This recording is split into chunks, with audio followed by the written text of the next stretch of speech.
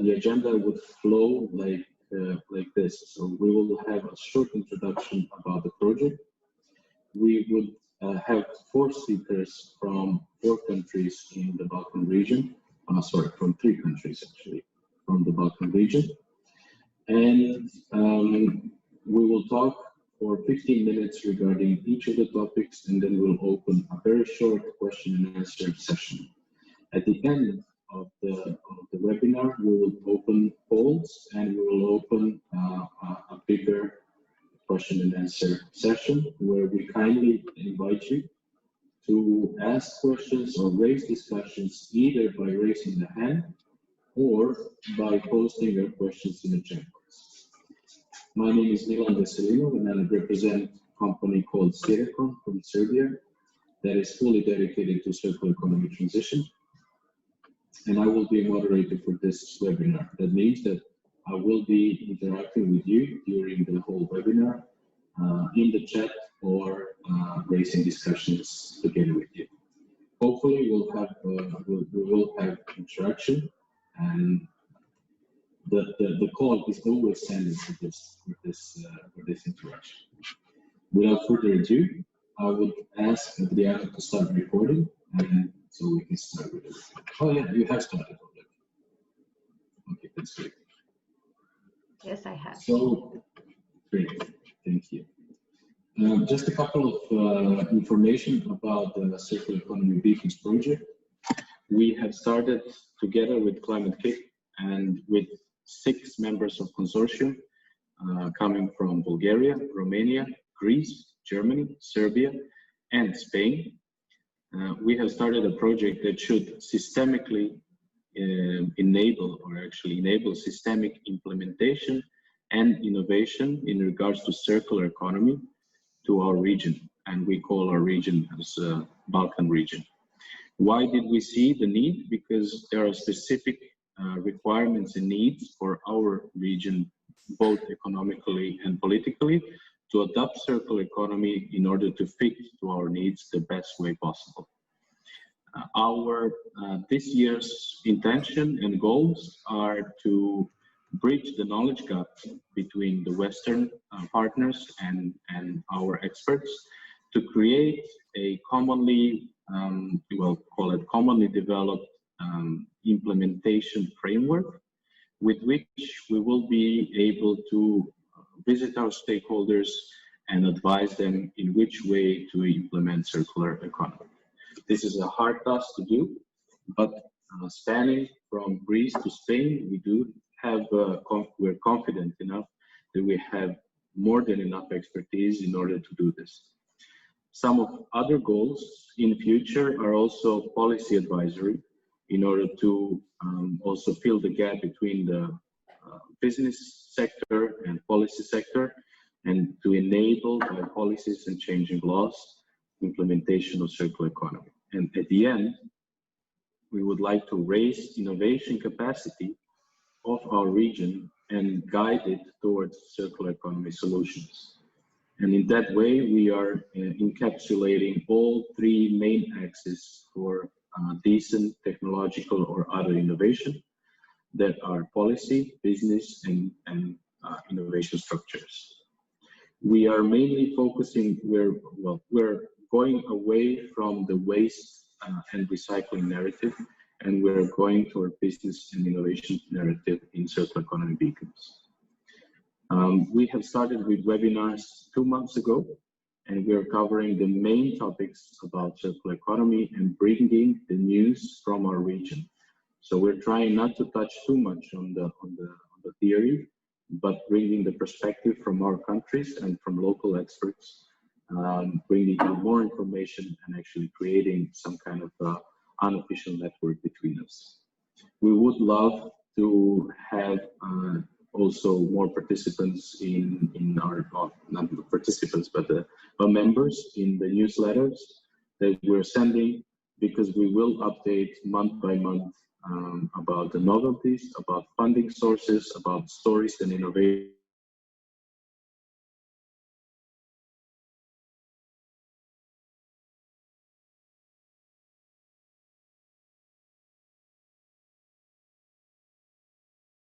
that are coming from each department, as it is unofficial for some of the participants in this webinar that have already approached with the suggestion to participate. This is actually the focus of our webinars also, not only to disseminate information, but also to try to create some new partnerships and bonds.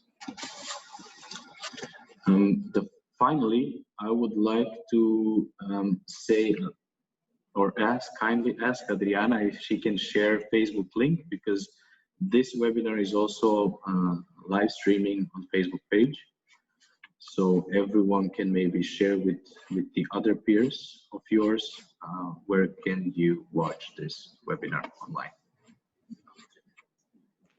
All right, so the topic for this week's or for this month's webinar is the importance of the interplay between energy and circular economy, and we have our speakers with us.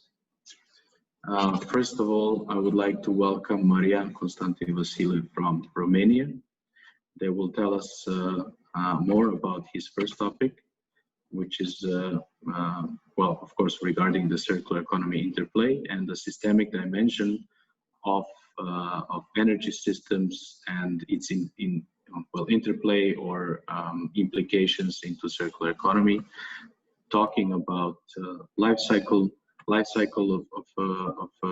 of energy systems and the situation of Romania in this field. Marian, 15 minutes is yours, and thank you very much for sharing your time with us. Thank you, Milan. Hi, everybody. I'm glad to hear each other, hopefully again, because this is the third webinar of this great project for the Balkans region. Without further ado, I will start with my presentation. Hopefully you can see it. Is it okay in presentation mode? Yes, always good. Okay, so I will talk about some preliminary aspects, then system approaches, and finally about a few paradigms shifts. So I think all of you know mostly the energy types that are available in our universe, let's say. We can speak about chemical energy, nuclear energy, kinetic energy, and so on. Then concerning the renewable energy sources, you may see here most of them and their specific usage. For example, for the geothermal source, we could have a usage for power plants, heat pumps, and so on. And please do not forget about our energy, the human energy, which more or less it is renewable, I would say. There are already some floors that can generate energy, and maybe you know already that in Europe and at the international level, there are some buildings and facilities that use already the human energy. For example, you have to ride a bike in order to illuminate a room that you use.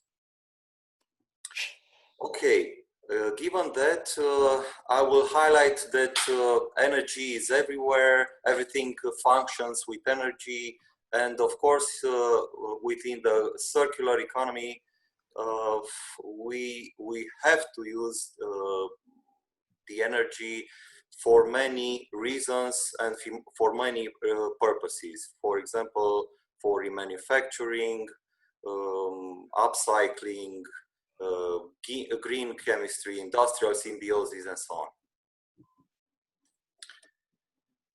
Concerning the perspectives of energy in the circular economy, I did some researches and I found four important perspectives. First of all, we have the level of energy circularity in economy. You may find it at system level, sector level, company level, and product and service level. For example, we could use some devices in order to convert the sonic energy into electricity. There are already such solutions on the market. I will speak also about bioeconomy and not get into details now. And as you see here, we have a certain level of energy circularity at the moment, but many things should also be done in the future. Then we can speak about the energy contribution to the circular economy. For example, in the reverse logistics area, for example, collecting plastic waste from water is done by kinetic energy with the usage of air bubbles. I think you know already this solution, and it is very attractive and green and clean. Of course, we may speak about the energy contribution for recycling, for melting, and so on. Then there are circular economy strategies for energy efficiency. All our products and even services should be created, defined based on an eco-design.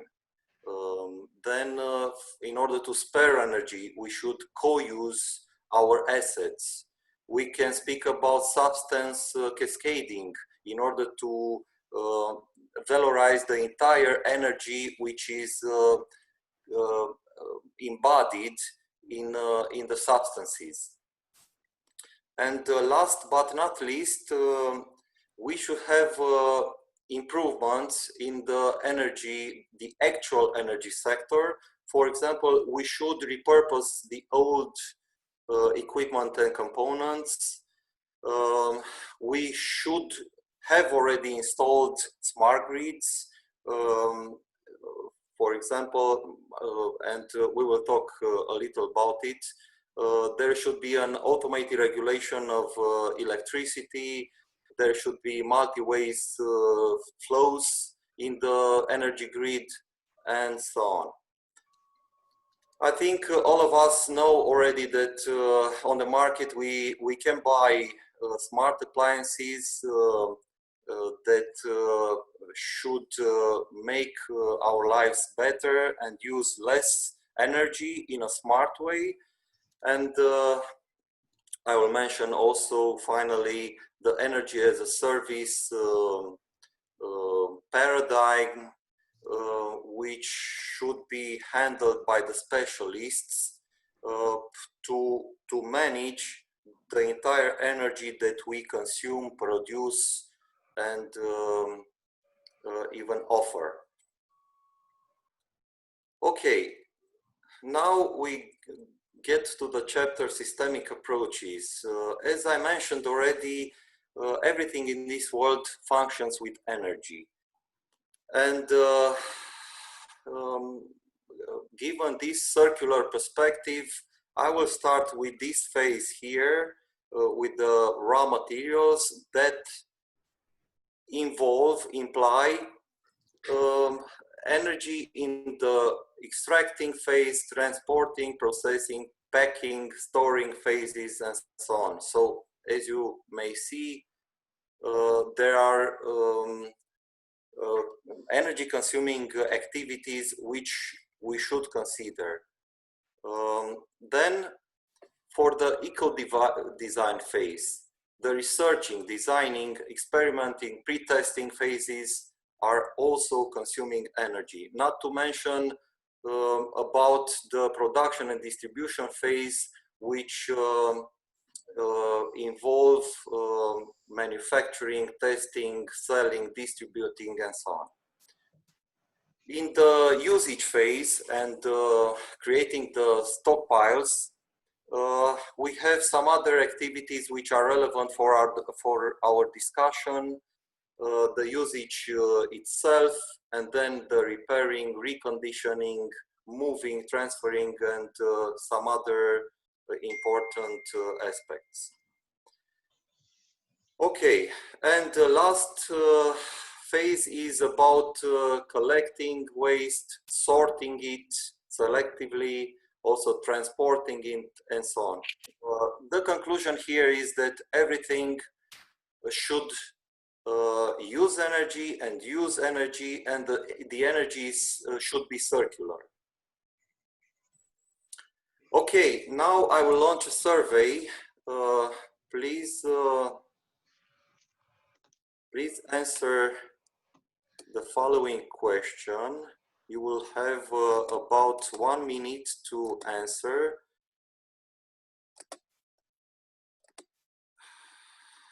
Please tell us which stage do you consider as being most important for the successful interplay between the circular economy and the energy, and select not more than 3 answers for that. We will wait for maybe 45 more seconds, and then share the results. Okay. You are the moderator. Please tell me when to finish it. No problem. I'll be the timekeeper.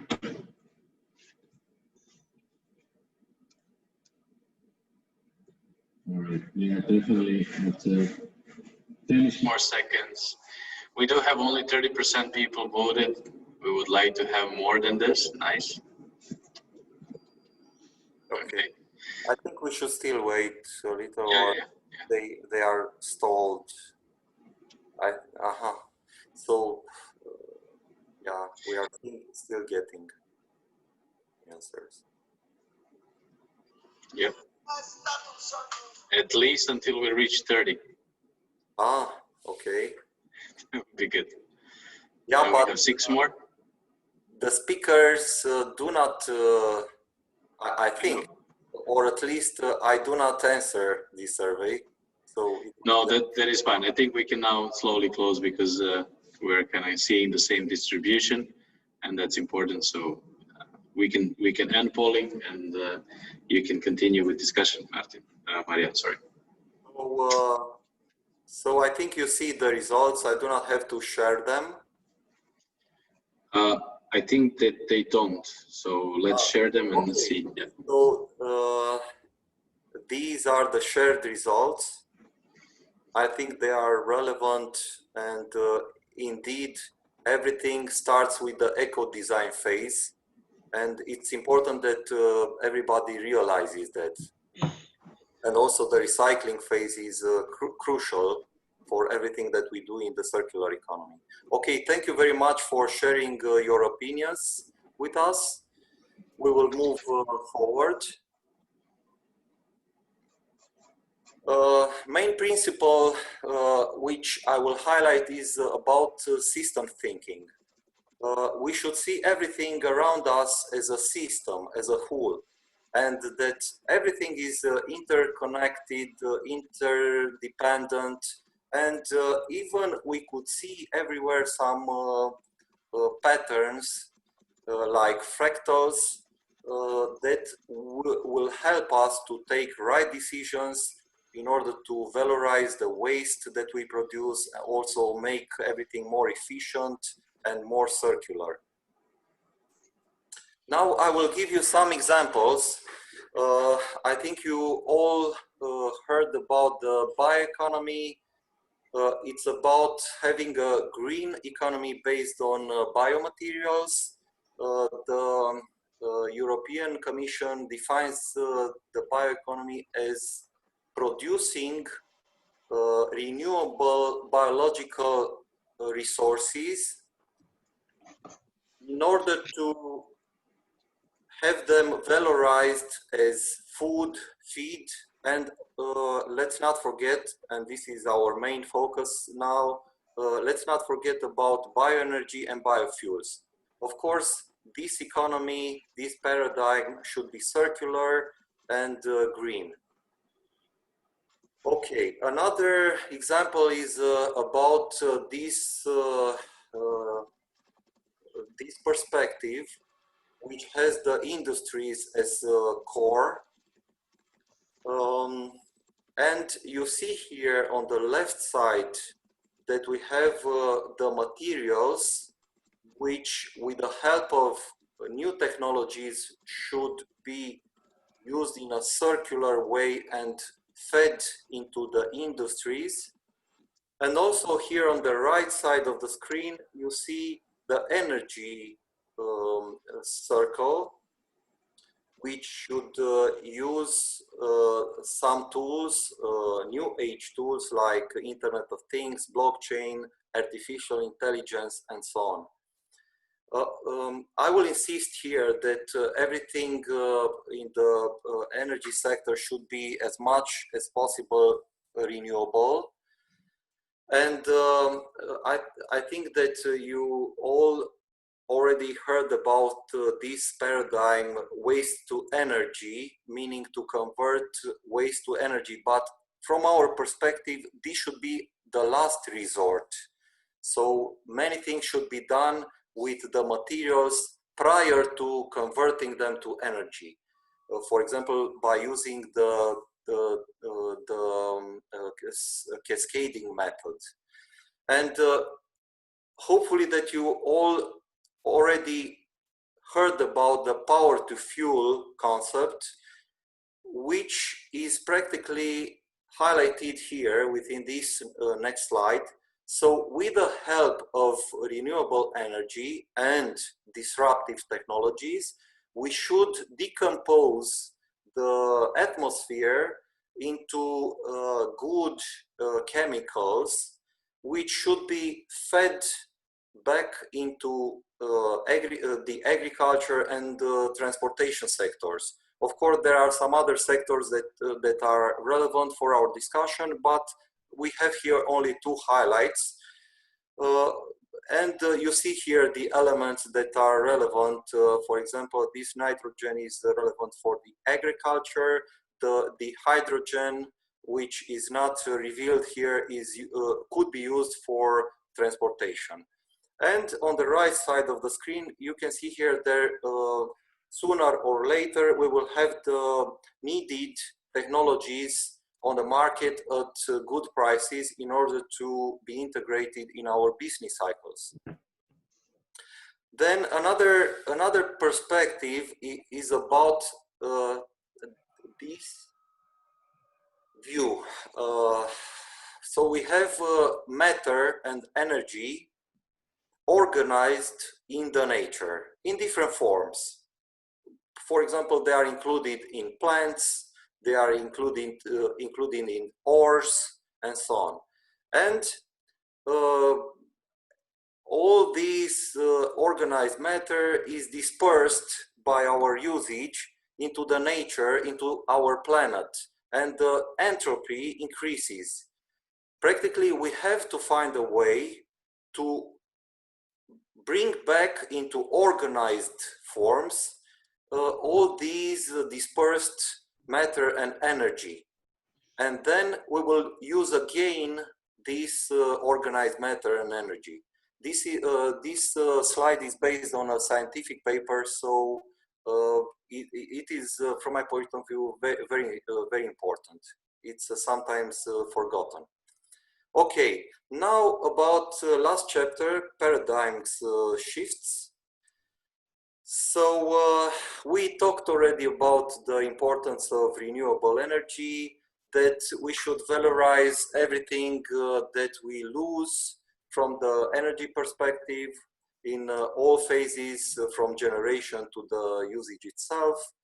Then everything should be continuously improved by the help of automatization, digitalization, and so on. And we should not forget about the smart solutions that are already available. I mentioned about smart grids, including smart appliances, smart meters, and of course there should be some control centers in order to automatically regulate the entire system of energy. Then within the waste management area, a lot of energy is consumed but could be also produced. I think you may heard about the predictive maintenance, which is very helpful, for example, for vehicles in order to keep the energy consumption low. Then probably you heard or you already acknowledged that there are some solutions for lighting, smart lighting, by the use of Internet of Things, and then we will have a more efficient energy usage. There is a big issue at the international level about energy assets that are old, and they should be reconverted, repurposed, and they should have a longer life. I highlighted already that the waste to energy paradigm should be facilitated as a last resort. We should not forget about the remote solutions. They are already spread around because of the pandemic, but we should now realize that they are sparing a lot of movement energy. And last but not least that I enumerate here is the energy as a service paradigm, which should be handled by the specialists in order to improve our lives and reduce the energy costs. Okay, my last slide is about this symbiotic industrial park of this company called British Sugar. I suggest you to reach this subject on internet, because it is very important and very inspirational. And you may see here that this company realized that besides the sugar that it produced in the past, it could produce more businesses and more products to sell. And they produce also electricity. And you can see here in this area that they have here an integrated solution for valorizing their materials in order to produce this electricity. And I indicate here that they produce internally methane, steam, and everything is converted into green assets, I would say. Okay. This is everything from my side. I wait for questions. If you have any, I will be glad to answer. Thank you, Marian. We have two very interesting questions from the audience. I would kindly ask for Christina and just let me see, and Constantina, just to wait a little bit more, because we have another speaker from Romania that will it will be more interesting to ask both of them about the opinions, and both of these questions go in regards or in the direction of incineration. And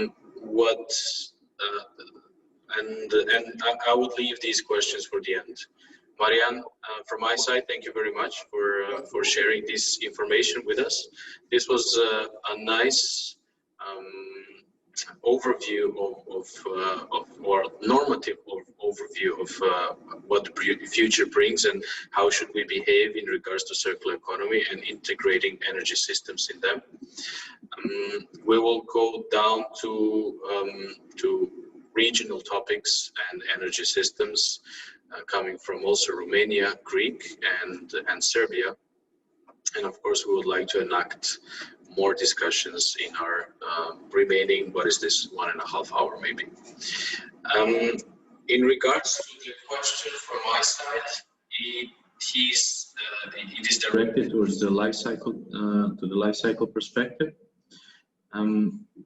We have mentioned that eco-design and also the recycling part are the most important. Actually, we have voted that these two steps of the life cycles are more important maybe than some others. There will be definitely a discussion if we ask this question again.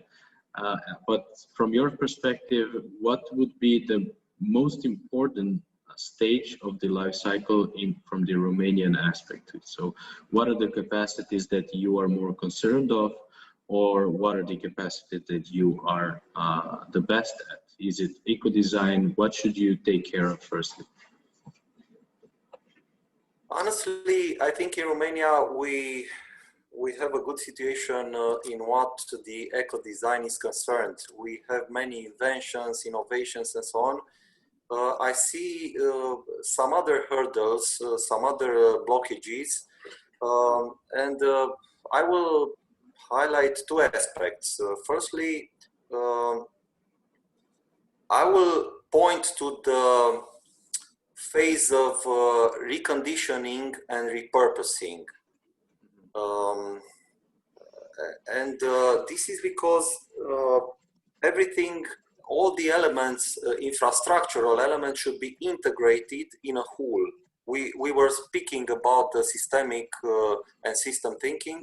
And then if we think about, for example, photovoltaic panels and electric vehicle batteries, which could have a second life and should be integrated in our entire system, there should be some, for example, companies to repair, refurbish, and remanufacture those assets, which at this moment they are only producing waste.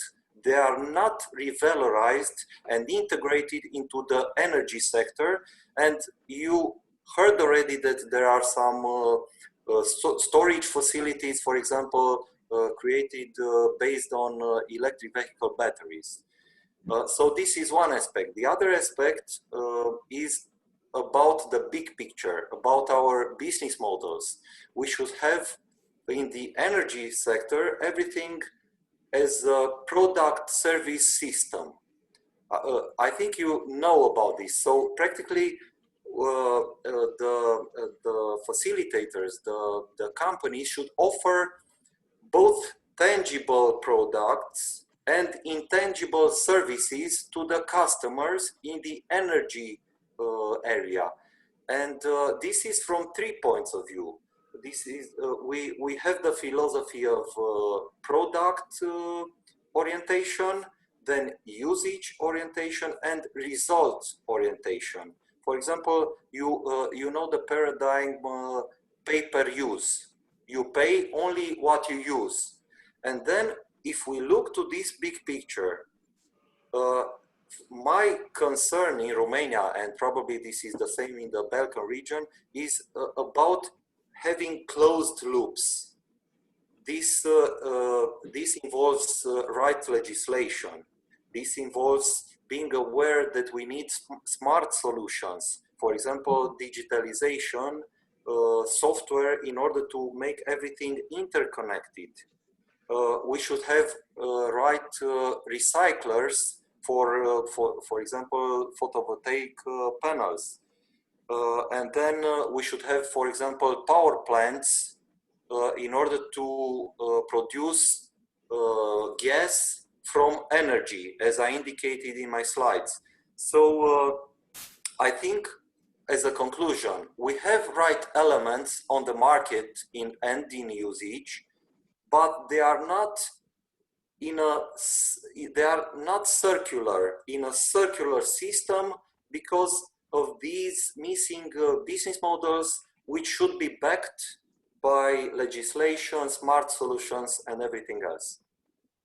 Okay, thank you very much. And just to rephrase that, not that what is more important and what we have problems and troubles with, It's more than we have to tap on the untapped potential of three main things. One is the prolongation of the life of the infrastructure for energy supply and distribution, which is repair, refurbish, remanufacture. The second is that we should explore the options of servitization of energy, so creating from products to service. And then after everything is done, try to focus and see what are the options for repurposing of these either inputs in the form of batteries from automotive batteries, or the outputs like the end of cycle, end of life infrastructure, which is wind turbines as themselves, and or solar panels, etc., etc. At the end, making everything as a smart grid, right, which is one of the biggest conundrum in Europe itself. Yes. Right. Thank you very much, Marianne. We do have a couple of more questions. We would get to them after our own talks. And the next, I would like to introduce Lydia Papadaki from Greece, one of our partners in the whole consortium of Circular Economy Beacons is Athens Research and Innovation Center. Lydia is their manager for Climate Kick Hub and helping us dearly with the whole process of creating and delivering this project. She will be talking about multi-level, she will be talking about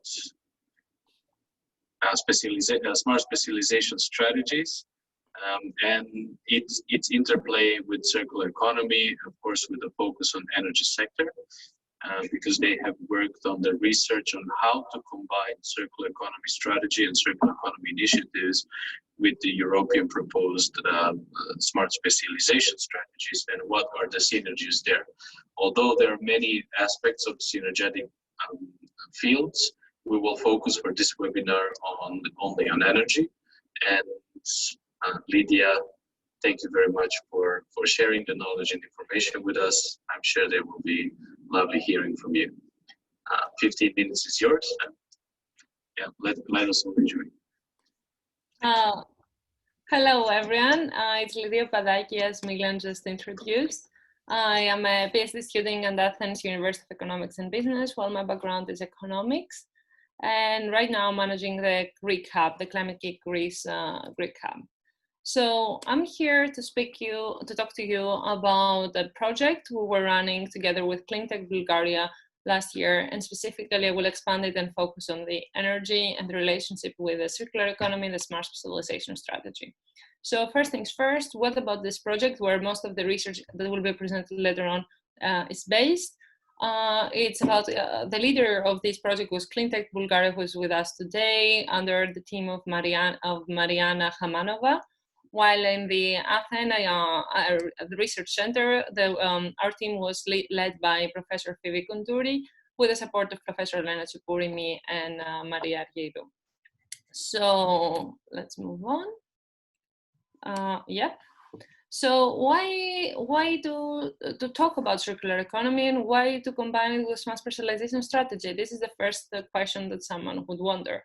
So first of all, circular economy, as already is presented and most of you are already aware of, is a way of living, is a priority in our European Commission, and is the main strategy of how we will evolve our lives and our standards in the next decades.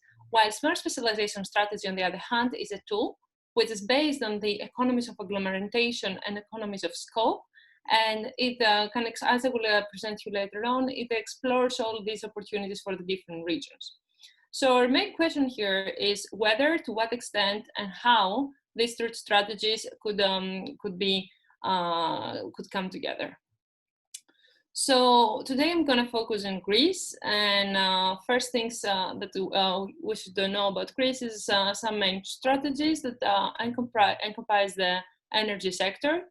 The first of them is the National Strategy on Circular Economy, which was launched in 2018, and it has 7 main goals. These goals are around ecological design and planning, as was mentioned before, waste management, rational consumption models, coordination between the different administration, raising social awareness, and of course the monitoring of this implementation. But one of these goals specifically is the energy efficiency. So we can see clearly that in the National Strategy on Circular Economy, energy efficiency is one of the 7 goals. So it's a big priority. At the same time, 1 year later, we have the National Energy and Climate Plan, which is one of the milestones of the Greek government in terms of energy and environmental targets, which is super ambitious and actually tries to expand its objectives more than the European targets. Specifically, this plan is around 3 main objectives. One is about the greenhouse gas emissions, where the Greek government is committed to reduce them more than 42% compared to the emissions in 1990, which is, as you can see, is almost is 9% more than the European target. And this is we have only 1 decade to achieve this goal. It aims to increase the renewable energy sources share in the gross final energy consumption by at least 35%, which is 3% more than the European target. And also, and this is the most ambitious goal of the National Energy Climate Plan, is to end the use of lignite by 2028. So as you can see clearly, energy is a main part of this plan. And when we talk about energy, here you can see quickly the priorities. We're talking about digitizing the energy networks. We're talking about promoting electromobility, promoting new technologies, coupling final sectors, strengthening energy interconnections, and speeding up the electrical interconnection of the islands. So very ambitious and very structured plan, which you can find online as well. And the next step, what we expect now in the mid of 2020, is a roadmap for the post-lignite era. So exactly how all this transition will work out, and how the just development transition master plan will be presented. So yes, now there we are. So what is the Smart Specialization strategy?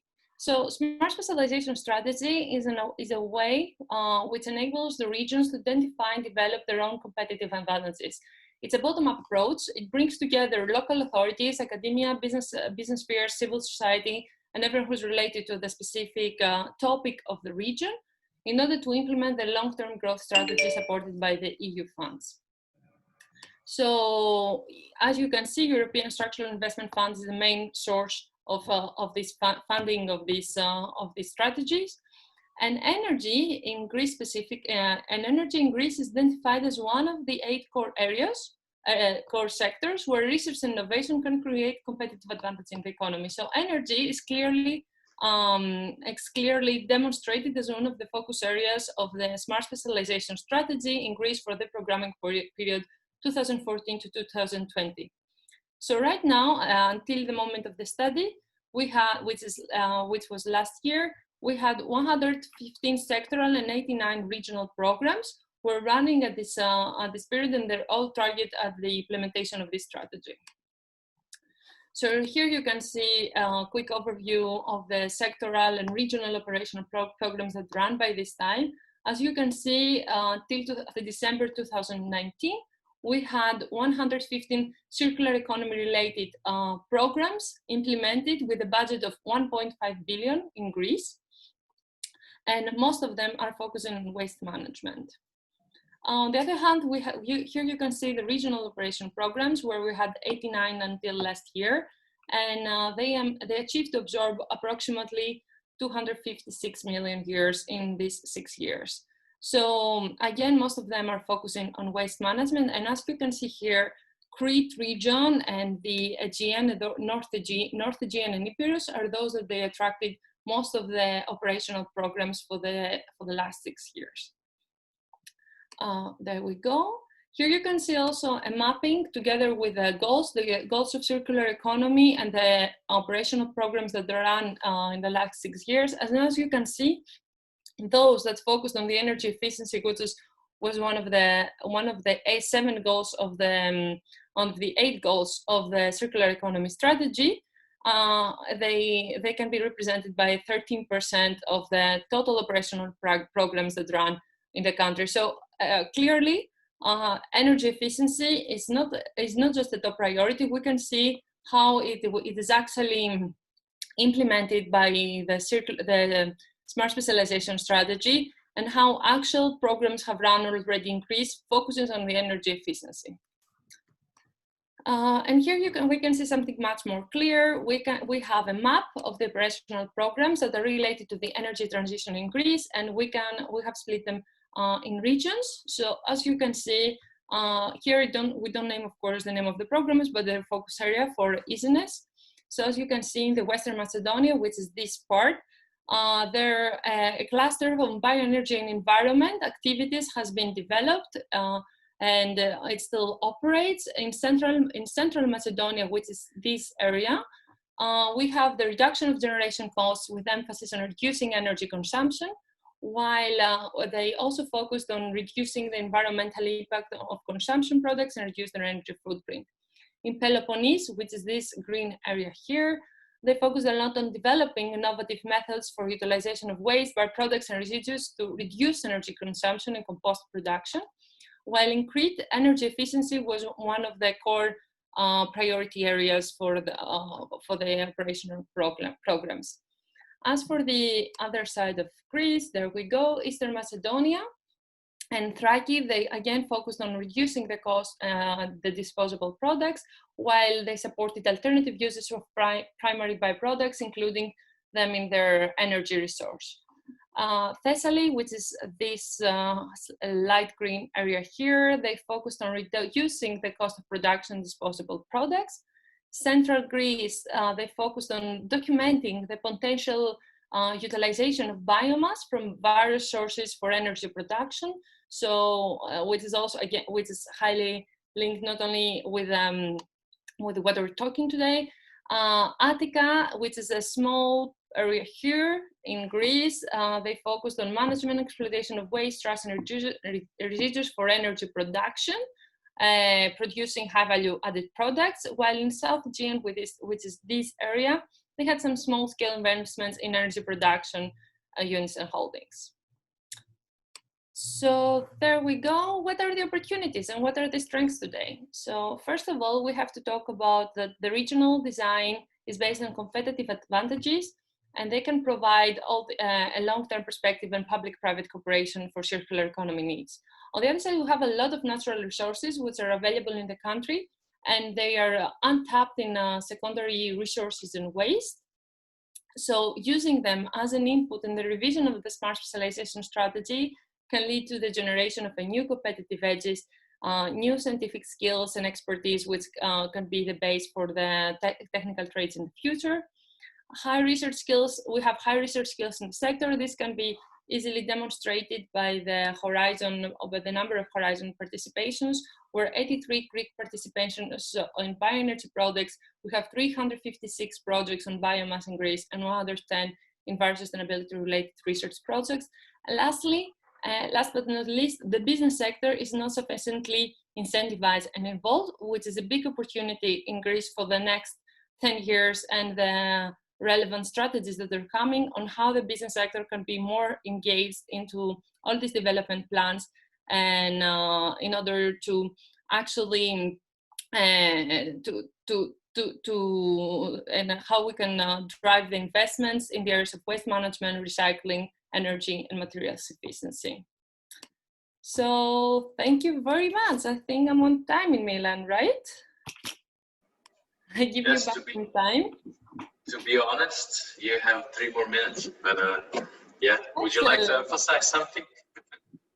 I'm open for questions from the public. So here you can see, you can find more. This is my email if someone wants to contact me later on for questions. And here's our site where you can find more on the specific project. If you're interested, I can share you here.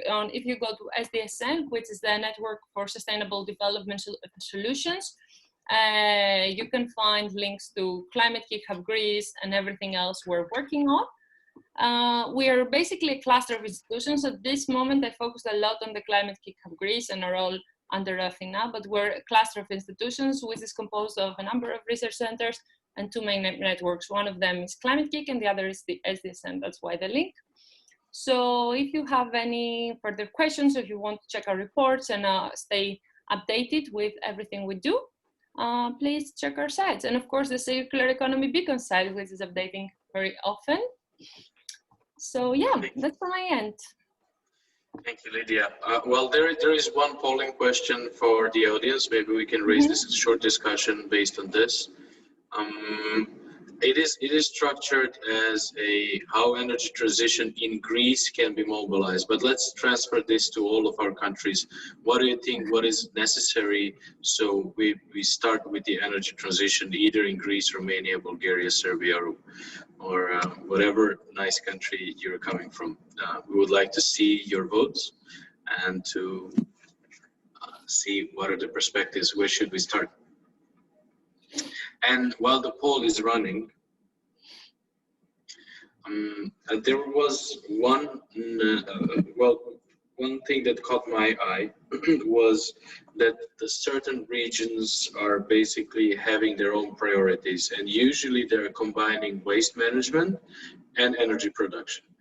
And in this essence, a lot of this is focused on biomass and bioenergy production.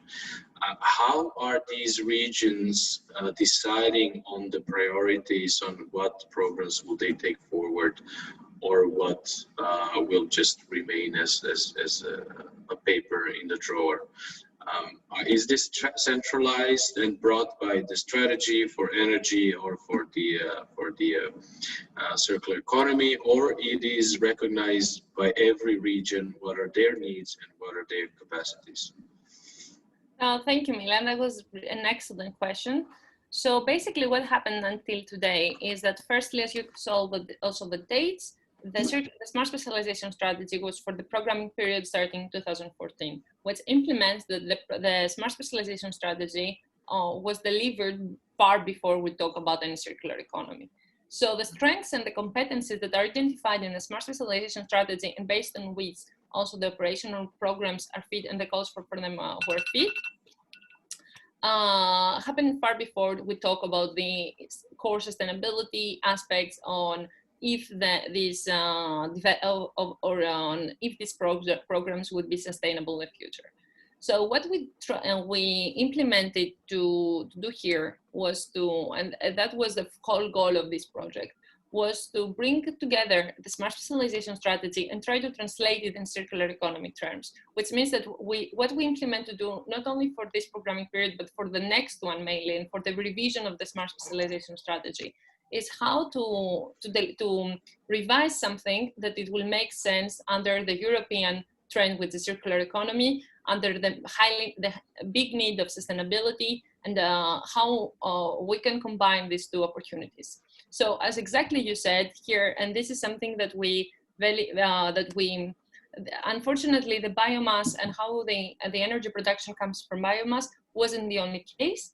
And here was when we talked about the operational programs, we focused mainly, as you can see here, let me go above a bit. So as you can see here, we're talking about 113 interventions which are related to circular economy, which means that not only programs and not all interventions happened before that were based on the Smart Specialization strategy had to do anything with circular economy. So this was the way that the decisions were delivered. There was a Smart Specialization strategy, far from the circular economy approaches. Then the regions were focusing on their strengths, and this is the high need of today, on how we will combine and how we'll make all these synergies between having biomass, which is related to waste management, producing clean energy, and also strengthening the competitive role of a region. I hope thank you very much. Yes, you did. Yes, thank you. Well, basically, yeah, well, I don't want to be repetitive. Everyone will have recordings, so they will know more about if we listen once again. But that's one of the ways to push the implementation of top-down strategies into the regional, let's call it fruition.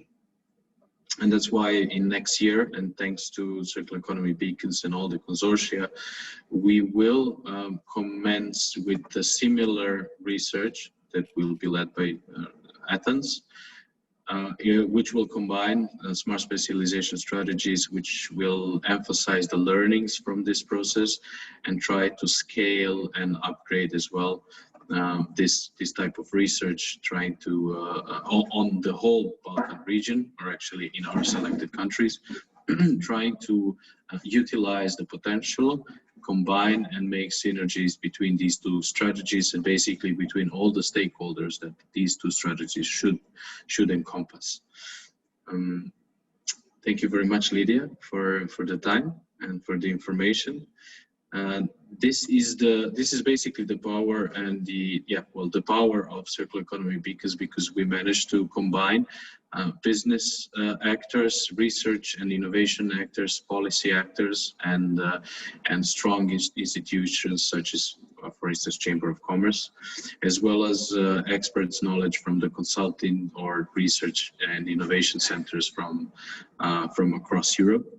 And learning from the successes, trying to almost immediately update our working plans and scale that or replicate some of the successes in some of the regions, and in that way facilitate or catalyze implementation and systemic move towards circular economy. So thank you, Lydia, once again. Thank you. Now I would like to introduce the next one on our stage will be engineer George Samardzija from Serbia, with a very interesting project, but also a very highly agile and motivated approach towards renewable energies in Serbia, mainly tackling solar energy. He comes from Belgrade, and he is coach at Climate Innovation Hub and solar investor in his very interesting project. That is, well, I will leave it to you, Georgia, to explain a little bit more about this. Thank you, Milan. Just to share my screen. Yes, we can hear you. 15 minutes is yours. Thank you very much. Okay, just give me a thumb if you see my screen so I can continue. Okay, thank you very much for the invitation, and I'm very glad to participate in this very well attended webinar. Like 50 people, it's really great, and I congratulate to the project team for bringing all these people together to discuss important questions which relate to energy and the circular economy. Yeah, basically we have some discussion before this webinar how much energy we will need in future circular economy, and what we all know is that basically, yeah, the energy demand or energy use will definitely grow, and it will grow probably exponentially. So before I start to talk about specifically about solar, I'd like to run one quick poll and ask you like very, I think it should be simple question, but which kilowatt hour is the cheapest one? So regarding the generation, and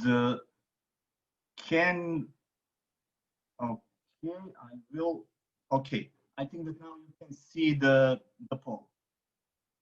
So which kilowatt hour is the cheapest? Coal, nuclear, wind, solar, geothermal, or other? Thank you for this. We do have 40 something participants now with us, and we would like to have at least 30 answers to have some kind of raised discussion under this.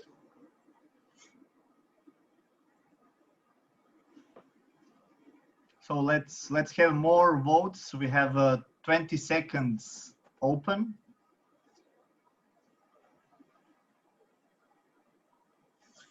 Nice.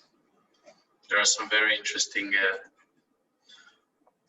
developments in the polling. So yeah, let me know, Milan, can I close the poll? It's already 1 minute. Yeah, let's wait for a couple of more seconds. That's Okay. fine.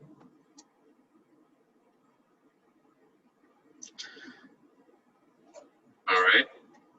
Okay. I guess we're okay now. Yeah. Okay. I'd like to share results and comment about them. Yeah, we can see that the majority of people put solar, and basically that's something what is happening right now in the world. The electricity from solar already overcame coal and nuclear in terms of price. But what I would like to tell you here is basically that the cheapest kilowatt hour is one which has never been used or consumed. So basically the energy efficiency is something what we need to take care about, and to use all possible means to reduce our demand for the energy and to reduce the waste of the energy. And I believe that also circular economy can play an important role, because we know that a lot of energy is wasted right now, and maybe circular economy processes can pick up some of that energy. Otherwise, it will be very, very difficult to create the energy system, which will eventually meet future needs. Yeah, okay, I just now shared the results. Sorry. Yeah, okay, I will continue with the presentation. My name is George Samardzija, and yeah, I don't have background in electrical engineering or energy or circular economy. I'm an air traffic engineer who worked 14 years for air traffic control, but in one moment of time, I decided to stop working in air traffic control and started my own business, which is mainly focused on aviation emissions calculation and reporting. But also 2 years ago, I'm investing in solar energy, and also I'm a co-founder of several interesting civil initiatives. Why I decided to undertake this change in my career? Yeah, I have a son, and our world is warming. He and his generation are projected to live until to see how 22nd century will look like, and I think that yeah, I need to do whatever I can to prevent the warming and to make the future world for my son and his generation livable, or at least that they have a same quality of life as we have. So let's see what is basically happening in our world. There are a lot of different impacts by human activities on the environment, and many of them are unfortunately negative. And these impacts can be explained by this very simple formula, which says that impact is the product of population, affluence, or wealth, and technology. And what is happening basically? We know that the population is rising, that the wealth or affluence in the world is rising exponentially or growing, and that basically means that our impact is growing. And I believe that many of you already heard for the term Earth Overshoot Day. So basically, we already consumed all resources for this year on August 22nd. And the rest of the year, we are basically borrowing from future generations. What we can do if we assume that population and affluence will grow exponentially, and I hope it will, because it's nothing wrong to have more people on the planet, and that they live better lives. We can use technology to reduce our impacts. And we all, because these two elements, population and affluence, grow exponentially, we also need some exponential technologies. The same formula, but written in a slightly different way, is how we can what is the emissions or greenhouse gas emissions in our world is also product of P, which stands for population. Then we have GDP per capita, which also grows. So population and GDP per capita is growing. We have energy intensity of the GDP. So basically the amount of energy we are consuming for production of 1 unit of GDP. And also we have a carbon footprint of that energy at the end.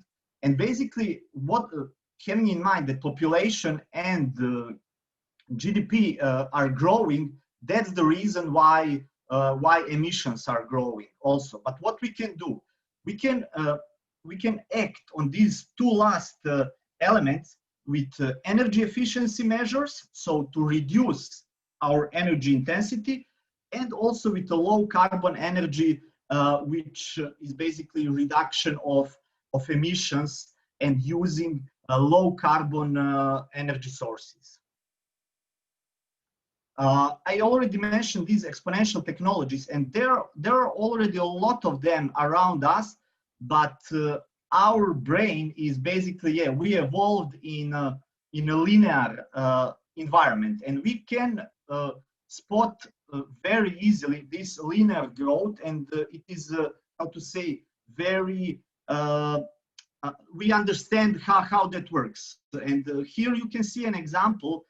When you make 30 steps in a linear growth, you will end like 30 meters from here. But if you undertake 30 steps growing in exponential growth, basically you will be able to at the end to go a couple of times around planet Earth. And you can see here all these technologies like computers, networks, artificial intelligence, VR, robots, solar energy, they are all exponential technologies. How they work? For example, more computers basically help us to create, to produce more new computers. Better networked world help us to build more networks. Similar thing is with solar and basically other renewables, because with more solar we can create more and more solar energy. So we can see all around the world that we have this dramatic increase of renewables. Why? Because there is no pollution, there is almost no limitation, and they offer democratization and decentralization of energy production. Basically, you don't need to depend on some centralized energy generator. You can create your energy for yourself. Many people say that it's not possible, it is too expensive, there is no enough resources, but I will refer and advise you to visit the Solution Project web page. They have scenarios for how the whole world and every country in the world can go 100% renewable using only solar, hydro, wind, and geothermal energy. Also, they have some estimations how much jobs there will be created and other benefits of going solar. You can see from this historic data that solar is growing exponentially, and these are data compiled by International Renewable Energy Agency, which deals with all renewables. And you can see that that the capacity of installed solar power plants in the world is increasing. With this increase, we have another trend. Basically, with every increase of 28% of installed capacity, the price of solar panels is reducing by is double. So you can see here that economy of scale works, and as we are installing more solar, it is going to be cheaper and cheaper. Just one optimistic projection. This is my calculation based on a historic data. So maybe we are just at the beginning of a very how to say, a steep solar wave, or for example, in this case, on a project on a timeline to 2050. So we are just, as I said, we are just at the beginning. And there are some like very shocking news, which it is very important that we take note about. That is that the whole amount of energy we need in our planet, so to run every particular system, we get that from the sun in 1 hour. So to run our economy for the entire year, we just need to collect sun energy of 1 hour. So basically, we need to think how we can collect that energy. And yes, sun will be with us for the next 5 billion years, and that's make it like an ultimate renewable resource. True potential of renewables, you can see on this slide with orange is current energy demand. The yellow is solar. So you can see that we have, like, I don't know, 100,000 times more solar potential than we eventually need. On your right-hand side, you can see finite resources of energy: coal, uranium, petroleum, natural gas. Basically, if you try to compare current usage with these finite sources of energy, it is even wise and clever to go to 100% renewables, even if you do not, because there is a finite, other sources are finite. And yeah, that's how to say, yeah, it's not only that we need the renewables because of climate change. It is a business wise decision. Also, there are some doubts that we do not have enough surface area required to power the world by solar. But basically, there are some projections that in 2030, we will need only area which is equal to Spain to cover with solar panels and to power the whole world. And basically, we have like a lot of deserts all around the world, and a lot of also there are a lot of how to say,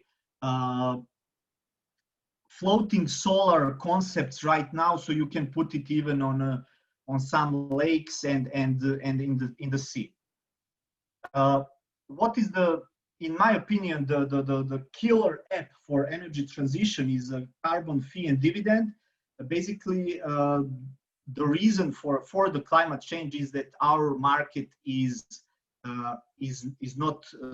favoring fossil fuels. So fossil fuel industries, they don't need to pay for their pollution, and if you put carbon fee on for that polluters and that particular types of fuel like oil, gas, and coal, yeah, you can make level playing field for renewables, and that's something what is actually proposed as a part of European Green Deal, something called the Carbon Border Adjustment Mechanism, So basically, all goods which are imported to Europe from countries which do not have climate policies will be taxed to include that pollution. Challenges for solar. What I think it needs to be resolved in near future. We will need a lot of material to install all these solar panels and power plants. Some of these materials are rare, and we also need to think about recycling after the end of life. And in my opinion, a circular economy can play a great role here and support this transition, because circular economy can provide enough material for that. Other things like variability, it's a technical problem, and it can be solved by a smart grid, energy storages, or even change of human behavior. So we will adapt our life to the part of the day when we have more energy. I will also here emphasize one term which is often neglected, and it is energy returned on energy invested. Fossil fuels are good because we get a lot of energy for invested energy. So basically, first oil wells, they provided like 100 barrels of oil for 1 barrel of oil invested, and that was very good for the development of our society, because we had very cheap energy. The electricity right now and the energy we will use with renewables, we will need a little bit more resources than that. And the last slide is I will just point out some benefits of solar. So we do not have any emissions and pollution. It is infinite source of energy. It offers decentralization. So basically, everybody can produce energy which he or she or that community needs. It democratizes the energy, so it will be easily accessed. Cooperatives are available, and for example, in Serbia, I am a co-founder of a second cooperative in our country. I saw that one of the co-founder of first cooperative is in the audience for this webinar.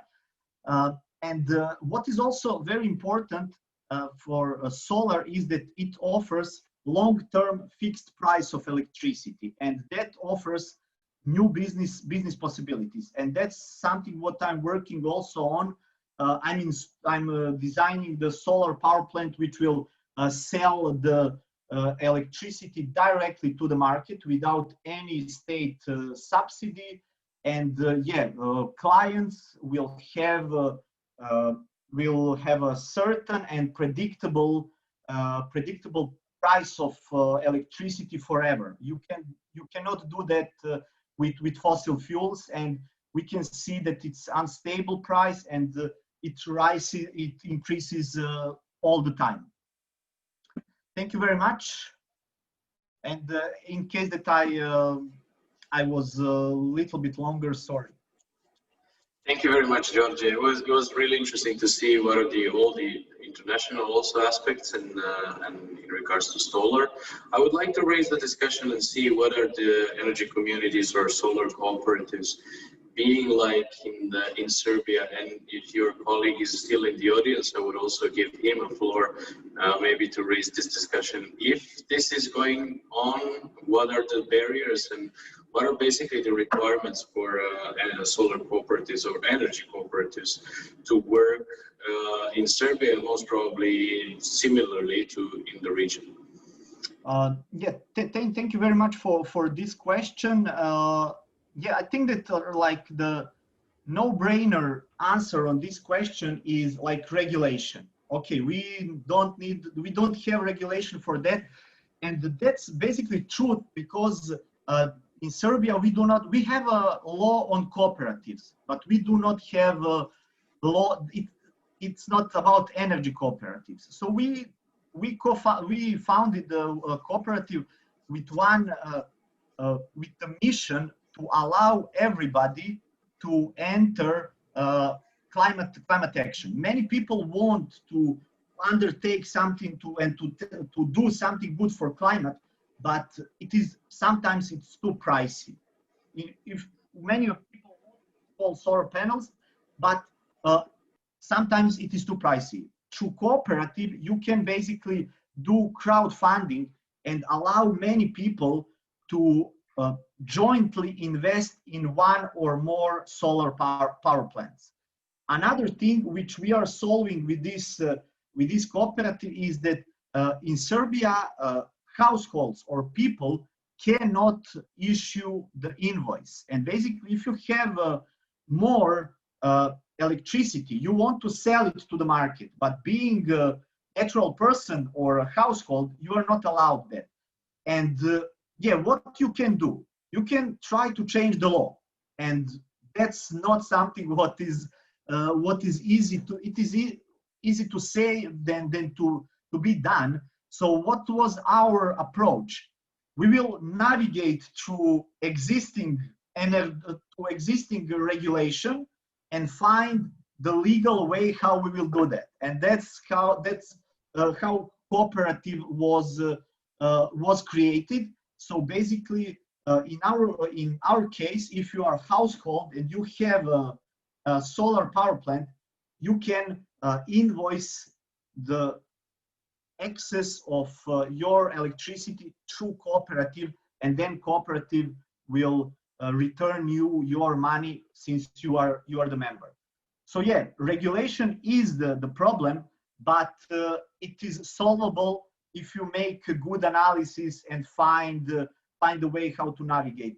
And I would say that the biggest problem is that government is subsidizing coal, and the coal electricity is very cheap, and in current moment it is like the cheapest way, and people, they just don't want to pay a higher price of electricity. On another way, this coal makes us sick, even kills us, and we need to find a way how to resolve current issues with our air quality, and to help government to decide to shut down all coal power plants in the near future. You mean coal power plants, hydro power plants? Yeah, coal power plants, sorry. All right, thank you very much.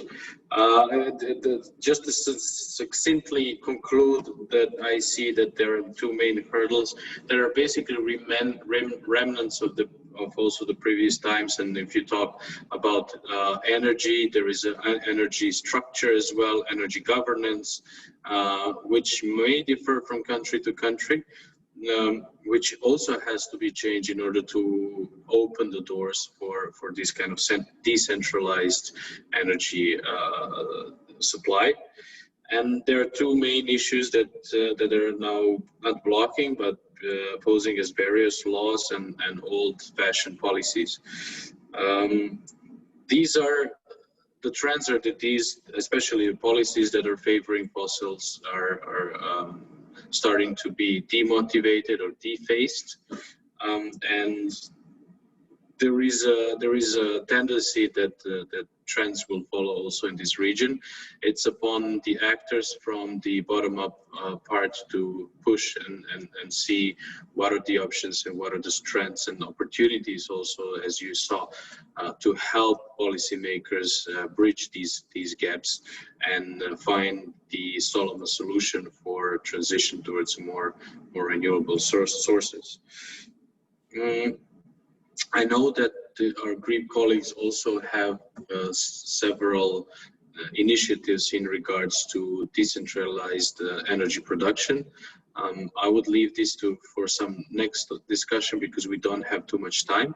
but this is happening, and maybe a couple of contexts should be shared after the webinar in order to catalyze and improve the development of these topics.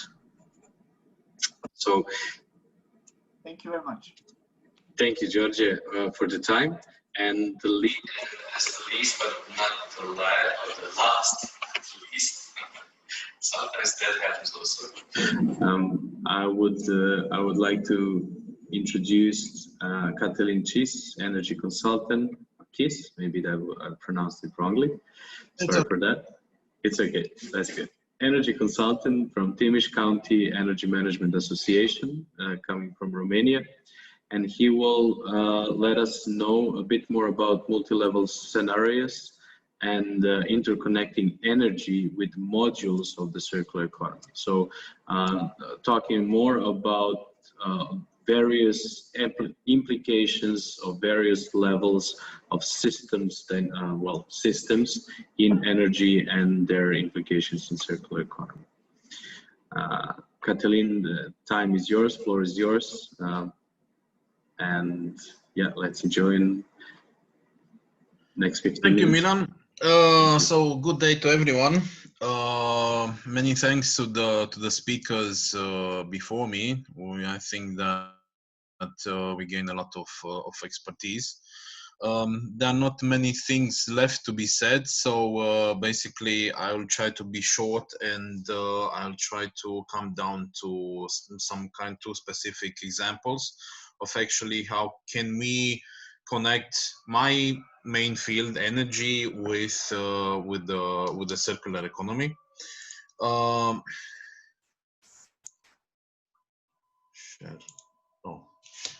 So the very long title will be multi-level scenarios of interconnecting energy with the modules of circular economy. I'm basically an energy consultant for almost 15 years. Main directions energy trading for 7 or 8 years when the renewables starting to come in East Europe, also renewables. And in the last 3 or 4 years, the Timiș County Energy Management Association, where I'm an active member, we are starting to be active regarding European funding energy projects for Romania. So, as I said, we will talk about the context that we are finding ourselves, the 2 main goals that I think that should be reached through the circular economy principles. And as I said, 2 short examples of how I see the interconnectiveness between energy and circular economy. This year we had from the resource point of view a very bad year. The overshoot day 2020 was actually 1.5 months before there was the overshoot day 2019. Although everybody was thinking that due to the coronavirus and due to the decreasing of economical activity, the overshoot day will be somewhere in November. The calculation made that the overshoot day this year was on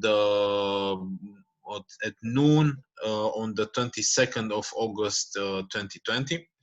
And we have a couple of very interesting examples, like, for example, the worst case, or the worst case, if I can put it like that, was Luxembourg, who reached the overshoot day already in the 11th of February. Romania is somewhere below the average because we are not performing very well. Indonesia, for example, is the best from this index because as we know, the economical activity comparing with Europe and Western countries is not as intensive as it is, for example, for us. So that's one of the main concern that should be at the base of convincing people to take more seriously the circular economy. Also, I pay very attention to a study made by Chicago University, who said that worldwide the pollution is the worst killer and one of the hidden killer, because you don't see the effects when it's already 2 months. So somewhere around there is at the bottom of the index is the new virus, will be something like temporary. But pollution, for example, it decreased almost 2 years from our life. In Romania, for example, it's even worse. That 1.8 years was an average, was a worldwide average. In Romania, from what we know, it's 2.7 years. Although nobody has the interest to set this this statistic very publicly. And also, one in context, something that we can see as an optimistic point, that Ursula von der Leyen this summer made a statement that the European Union intends to reduce the CO2 emissions until the year 2030 with up to 50%. A bit too optimistic in my opinion, because the people and the companies are not very willing to pay the bill for that. But as I said, at least from the political point of view, there is a will, and I hope that will be also a starting point for the new exercise regarding European funding from 2021 forward. As I said, we are talking about two main goals. First of all, would be a society where we can take seriously, and we will reach the level of zero waste, because 99.9% of everything that we are using can be recycled and reused indefinitely. With, I don't know, a couple of examples that we cannot reuse asbestos or uranium or you name it, but besides that, everything that you and I, we are using on daily basis, everything can be reused, and we can reach an effective target of zero waste, because until a couple of years ago, when everybody was talking about zero waste, there was considered as a utopia, a nice concept, but very hard to be applied. So one of the principles is to reduce the consumption of finite resources through recycling. And another branch of reduction the consumption of resource will be the reuse, because in some cases, and I was talking about with Marianne a little earlier about an initiative to use battery cars as storage banks for energy, for example, for solar panels, because the main problem with the solar energy that you cannot store it. So combining used batteries to store energy and to resell and use it later will be a very good idea. And in this case, reusing it's even a better solution than recycle, because, for example, if you reuse a battery, you will win almost 40% of the energy, comparing with the recycling all the data that you have. A second goal that I'm considering is to reach a society where we can not necessarily green energy, because green energy is a concept that it's a kind of tricky from time to time. Not every renewable can also be called green, but that will be another discussion, because it's very complicated. It's not a topic for today. So through reuse of the resources and reduction of the energy consumption per unit, per car, per whatever you want, through implementation of the measures of energy efficiency, and also the main point, reduction of the conventional resource-based energy. I mean, replacing coal and nuclear and oil with everything that that we can find, wind, hydro, geothermal, and as Georgia said earlier, we can extract so much energy from the sun that I don't know, 100 times or 200 times much more than you can use in 1 year. So that will be the two main goals: zero waste and sustainable energy-based system. And I'll go shortly to two examples that we are working in Romania. One is on the micro level, and the other is on the larger scale regarding energy and zero waste.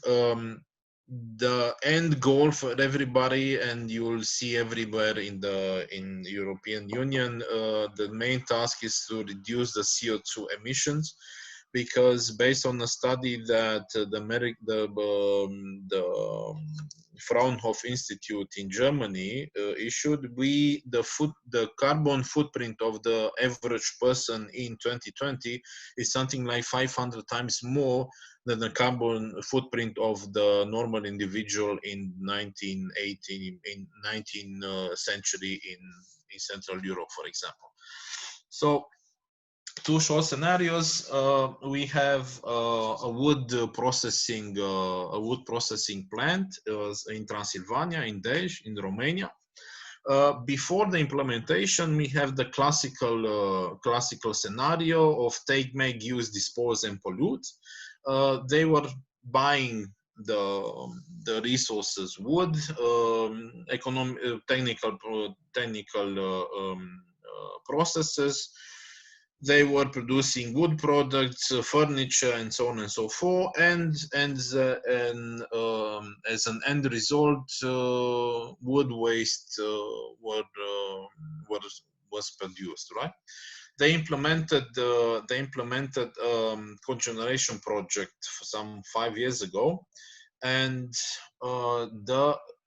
in two steps. The first steps was they were trying to solve the problem. They had huge amounts of sawdust, and at that time no one was using it because no one needed actually. They were giving for free for the employees to use it as a heating material in the households. And in one point, a company that intended to produce sawdust briquettes and pellets, the small briquettes that they were starting to create a market in Italy, and after that in Romania, because they were starting to import boilers that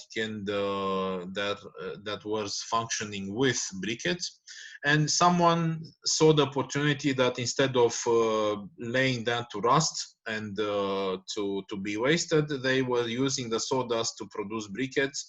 And from my point of view, my concern was that comparing with a normal ton of briquettes produced, the reduction in energy consumption per unit per ton was almost 60%, as it would be in a normal technical process. The second stage of the wood processing plant was that we helped them implement the cogeneration installation, because someone was using wood waste to heat the premises, and they were using some kind of thermic energy to dry the wood before it enters the processes. But they had enormous capacity of producing thermic energy, and in one point we installed a 1 megawatt cogeneration installation.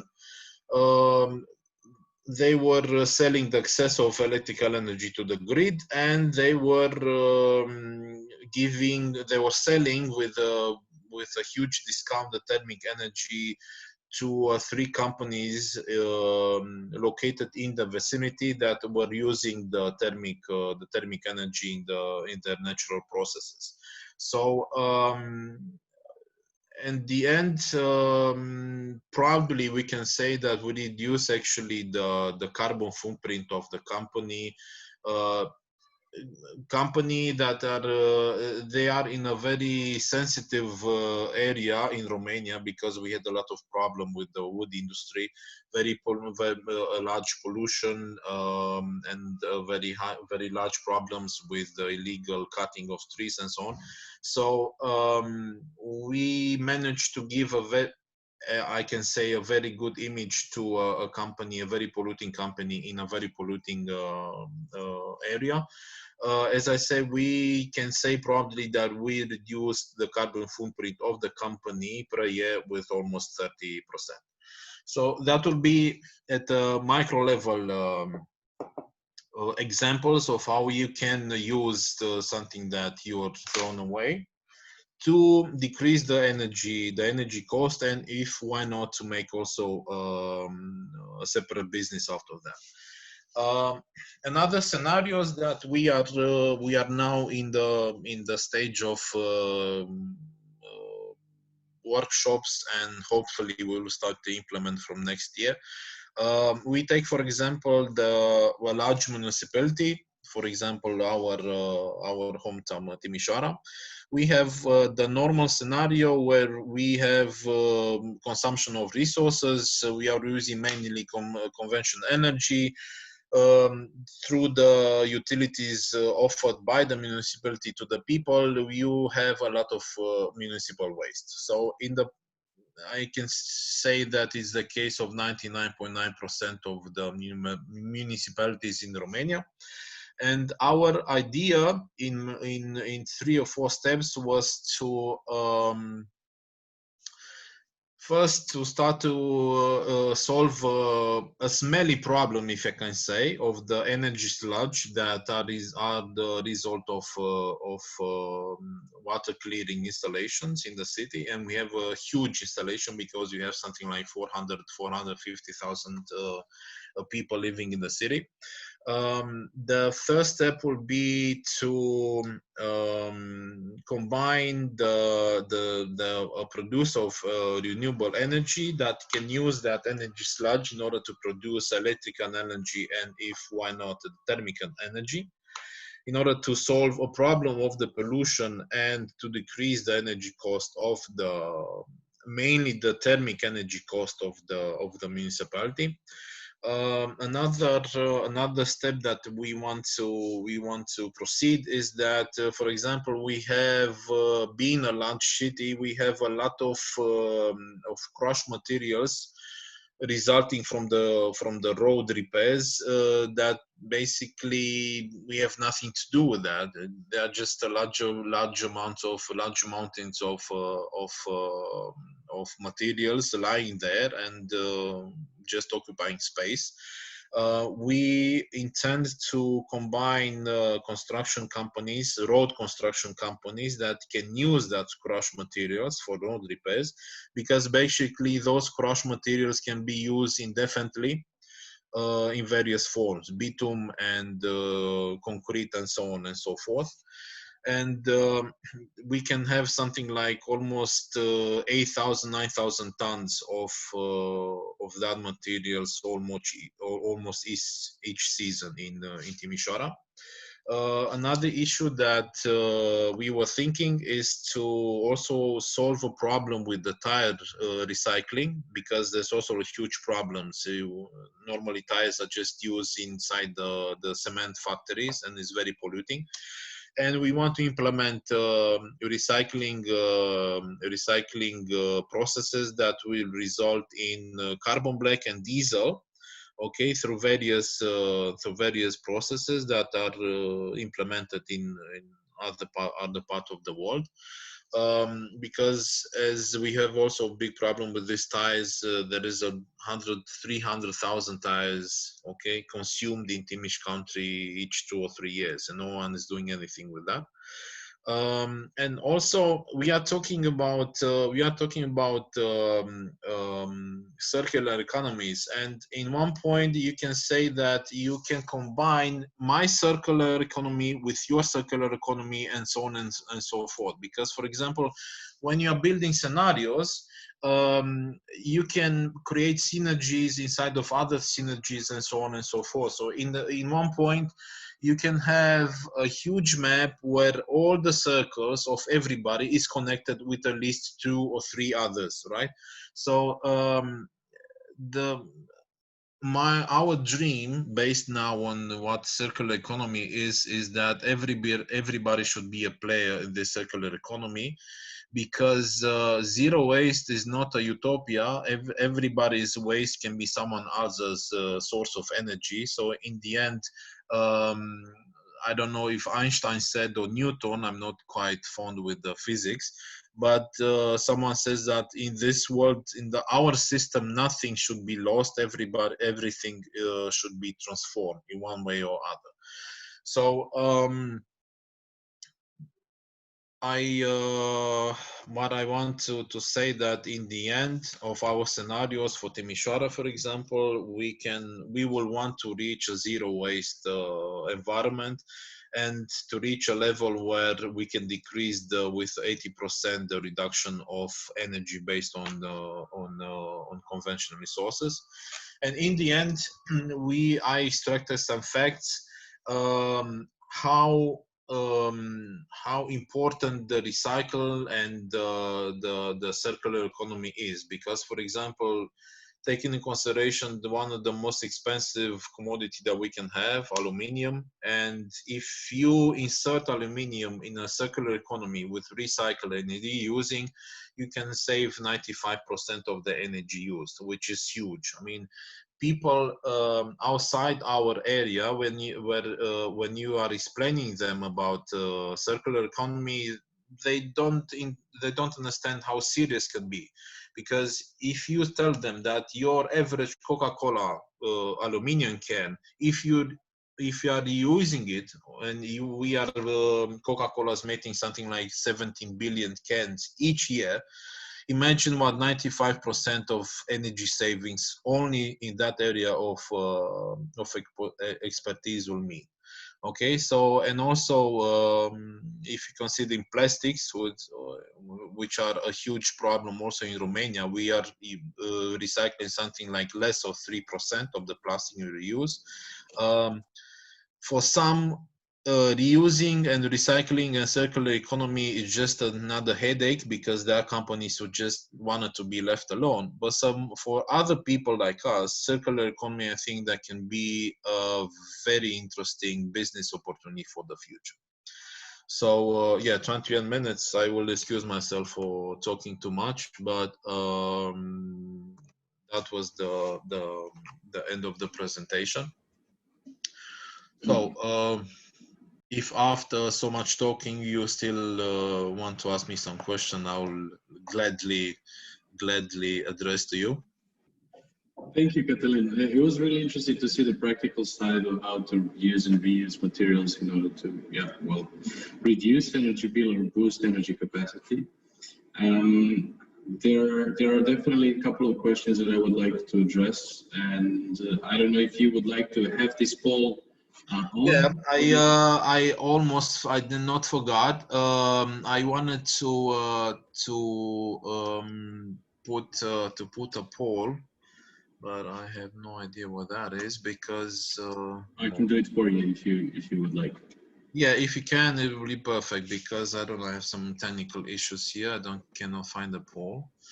I was asking the participants what they think that is the highest consumption of resources within the entity, the private or the public entity. Because if you are starting from the highest consumption, I'm sure that you can always find at least one point where your entity can interconnect and overlap with other entities, so you can build at least 2 circles of circular economy.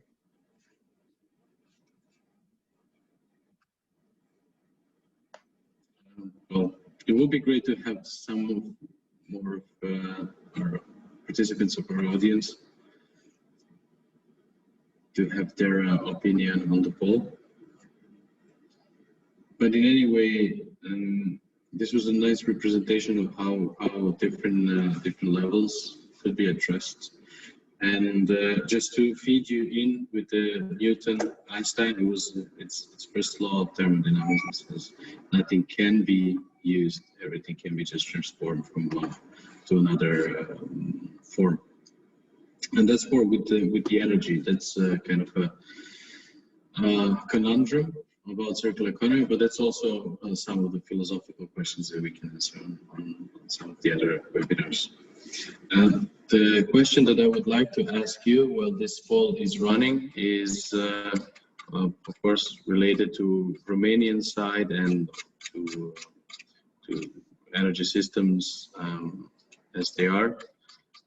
Just a second to scroll back and forth. There are many comments that I wrote down and questions. So it would be very interesting to see. A second. Let me just see. There is a.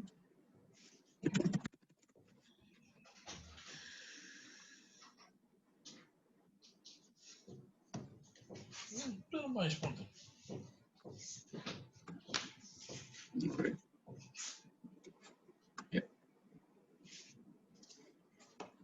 Yeah, it will be interesting to see how companies in Romania are responding to new energy, well, to the energy transition, or how similar question to what we had forwarded to George.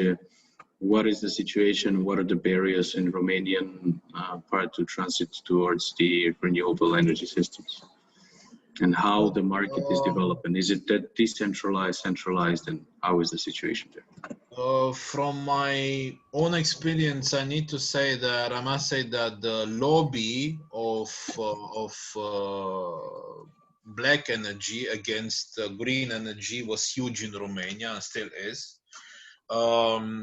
We have a lot of paradox in Romania. We reach 2 or 3 years before the limit, the rate of 20% of renewable energy, although we have a huge lobby against it because everybody thinks that it's just something that it doesn't work properly, it's very expensive and so on.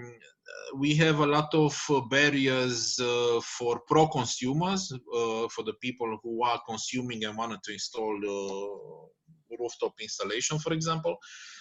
On one hand, we have something like 200 micro hydro plants in project. We have something like, I personally installed something like the companies that I work for, we installed something like 1.2 gigawatt of photovoltaic. But so that's on the plus side. On the negative side, we are the country with the lowest rate of recycling. We are the country with the lowest rate of implementing this circular economy, because there are no, for example, we have open project that you can apply on for private entities or for municipalities, project up to 50 million euros, for example, to use the biomass from the pig farms, to use the biomass from the energy sludge, for example, in order to produce energy, thermic energy and electrical energy, with financing for public bodies almost up to 98%, so almost free money, right? And no one is doing anything because the regulation, there are regulations are not applied always, as I said, we have a large lobby against the green energy, and I must say, unfortunately, I have a lot of clients who wanted to apply to implement energy projects, not because they are convinced of that, but just because they need an image, you know, the principle of greenwashing. So we don't want to be green. We don't want to spend too much money in being green, but we wanted to look green. So for a little bit of money, we will invest in a couple of panels, selective recycling and stuff like that. So, but in the end, I'm still convinced that the private sector will do much more than the public sector, because in public sector you have people that they have no idea what we are talking about this. When you are talking to them about circular economy, they think that is something from other planet. But when you explain them that we are collecting old glass on the when the communists were 30 years ago, when we were in school, we had to bring something like 50 or 60 glasses to be recycled each month or something like that. So we were playing in a circular economy without even knowing it. So as I said, in Romania, we have a lot of paradoxes. The situation is not very blue at the time, but I'm hoping that besides subsidies for green energy, there will come some subsidies to implement circular economy principles in order to motivate the companies to work one with each other, because that's the main problem. Everybody is secret about their own activities. It's very hard to convince companies to give you the data how much waste do they produce. So, but as I said, I'm still optimistic on this one.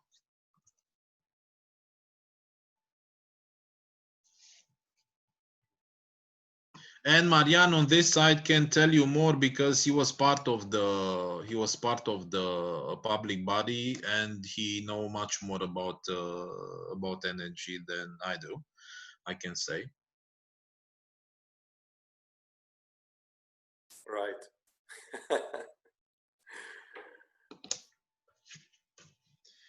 So and just short, I will answer to Christina from Constanța Port that they have a lot of possibilities to use the waste, the agricultural waste, in order to produce in cogeneration, to produce electricity and thermic energy. So if everybody is interested, we have a lot of ideas, and everybody is free to contact us.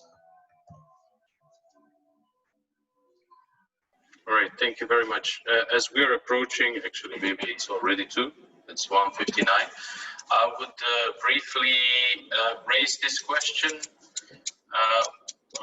about incineration, and have a very short one-sentence closing remark of what is good about incineration and where are the risks, if that can be put in one sentence. So, okay, what is the good side of the incineration when we talk about our region and our situation in regards to circular economy, and what is one of the biggest risks that incineration as it is poses to our region? Let's try to start from Catalina, and then we'll move backwards. Incineration, to answer the second question, I don't think that poses too many risks, because there are a lot of technology filters and so on. So the risk for public health is minimum, because you get much more CO2 for burning wood, for example, from burning tires, okay, without any control. So I don't think that there are too many risks with these new technologies. And incinerating, we have a word, for example, in Romania, we are wasting waste, we are not using waste. And in Italy, a couple of years ago, the mafioso in Milano and Torino, they were fighting for controlling the zones for collecting the waste.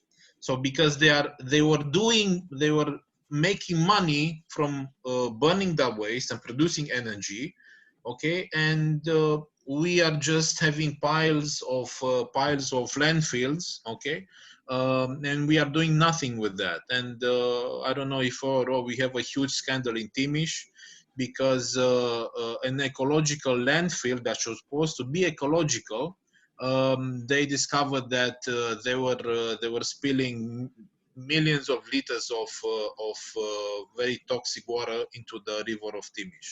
So incineration is a very good thing, and there will be a lot of pluses and almost no disadvantage, because as I said, we have enough filters that you can filter almost anything in this world.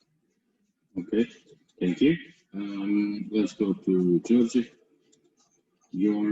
Thanks Milan for this question. I'm not an expert in this area, and thank you Katalin for bringing this information. This is like completely new for me. Okay, if it can be developed in a healthy way, I'm totally okay with that, and I will talk as a citizen right now. Here in Belgrade, we have a really big plan for incineration or burning waste to energy. But what is basically the issue with that?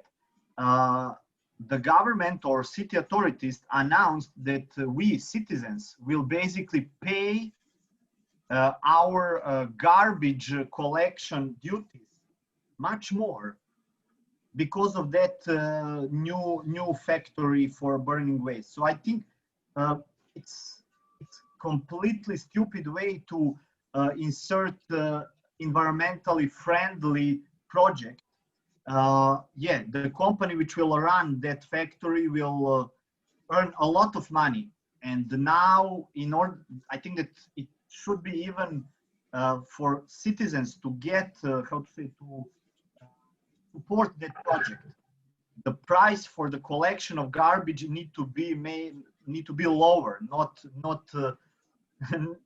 more expensive. So that's something what I don't understand here.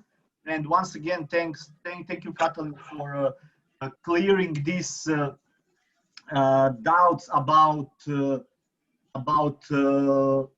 health protection in these projects. I didn't know that they can be created safely. Thank you, George, Lydia, would you like to, or do you have anything to complement, to add? Hey, thank you. No, I don't have anything to add. I think that we're over time, so maybe our participants will have other commitments. Thank you. And well, I'm asking Marianne also to have a closing word on this question. I would just kindly ask the participants to give us as much as possible answers on the feedbacks. They will be very quick, 3 questions. They will help us greatly in making even better webinars in the future, which will come definitely. So thank you for this also. And Marianne, please let us know what is your thinking about incineration and opportunities and risks. Yes, I will be straightforward. I do not totally agree with incineration because it is a downcycling method. This means that the value, and I'm not talking about the financial value, but the general value of the materials gets down. And there are some other means to use the value up to the point where you cannot use it anymore and you have to appeal to the incineration. And I will give you some examples. So for you have to extract the gold from the electronic control units prior to burning them.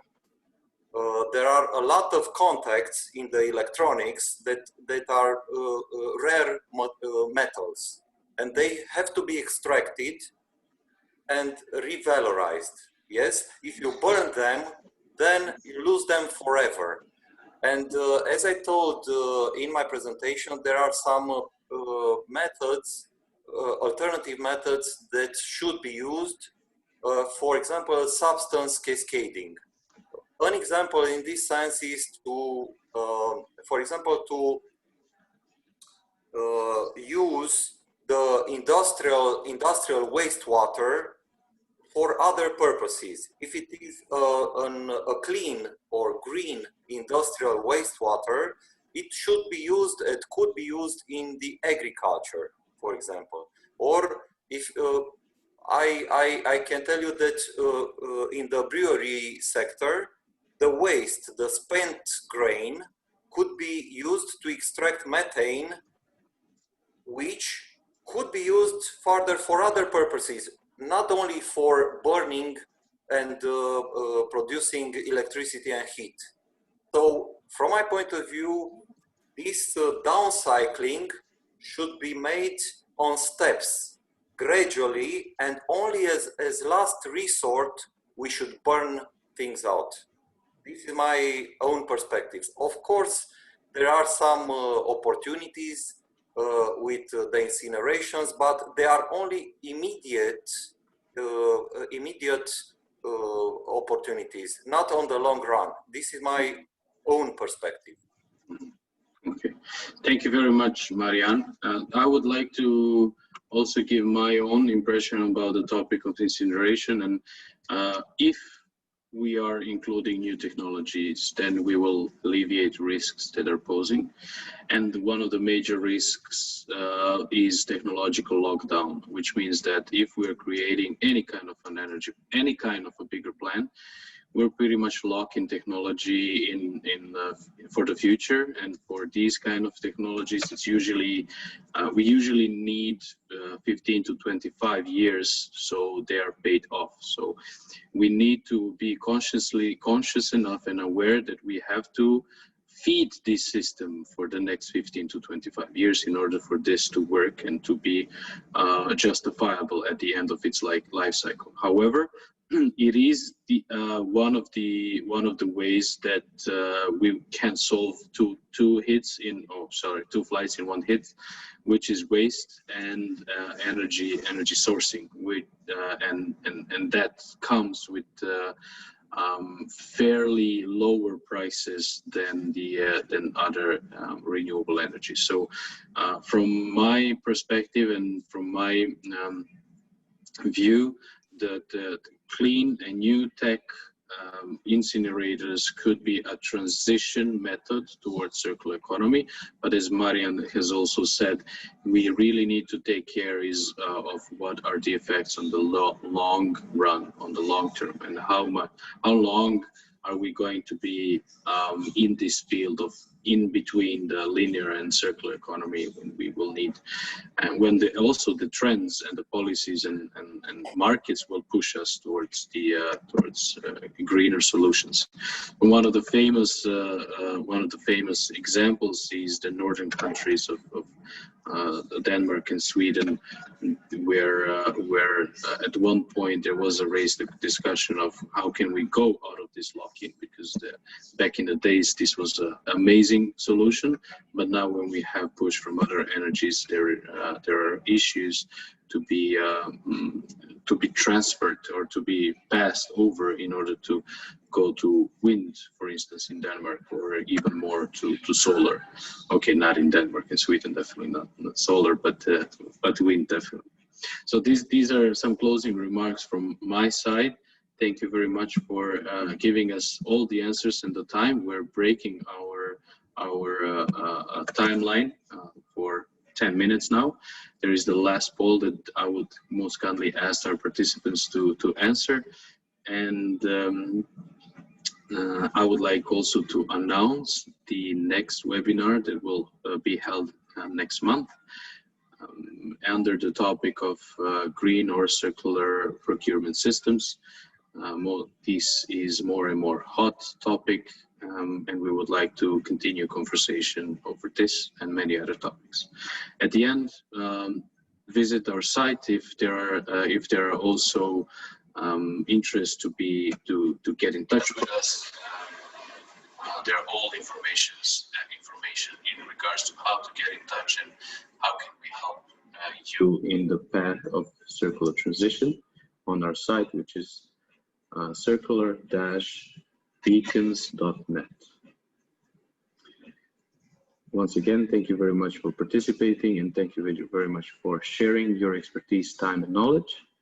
Until next time, I wish you a very good and successful day. Thank you all. Bye. Bye. Thank you. Bye-bye. Bye. And Adriana, you can play